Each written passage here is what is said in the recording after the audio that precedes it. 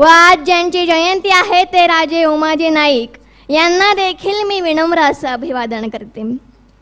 खरं तर ज्या मातेने महापुरुषांच्या विचाराचा प्रचार प्रसार केला, एक प्रचारक म्हणून काम केलं, आजारी असताना देखील आपल्या प्रतिला प्रबोधन करण्यासाठी प्रवृत्त केलं, त्या स्मृतिशेष विद्याताई डी.आर. ओहोळ यांना प्रथम स्मृती दिनानिमित्त मी प्रिया नप्ते विनम्र असं अभिवादन करते।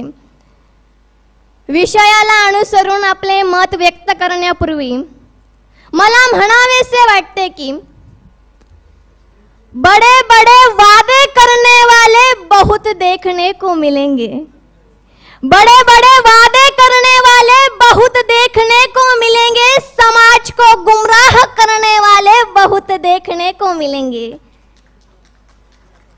झूठे सपने दिखाने वाले बहुत देखने को मिलेंगे, लेकिन अपने कर्म से समाज को रोशन करने वाले और ईमानदारी से आगे बढ़ने वाले बहुत कम देखने को मिलेंगे। आणि खरंच जे आपल्या कर्माने या समाजाला न्याय मिळवून देण्याचा प्रयत्न करीत आहेत, इमानदारीने या समाजासाठी झटत आहेत, ते आमचे डी.आर. ओहोळ सर आहेत।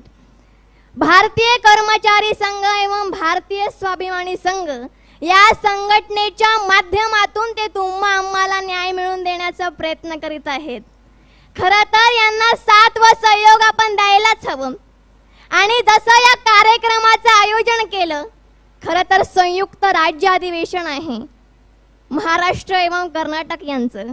खरं तर हे आयोजन करण्यासाठी खूप कष्ट घ्यावे लागतात।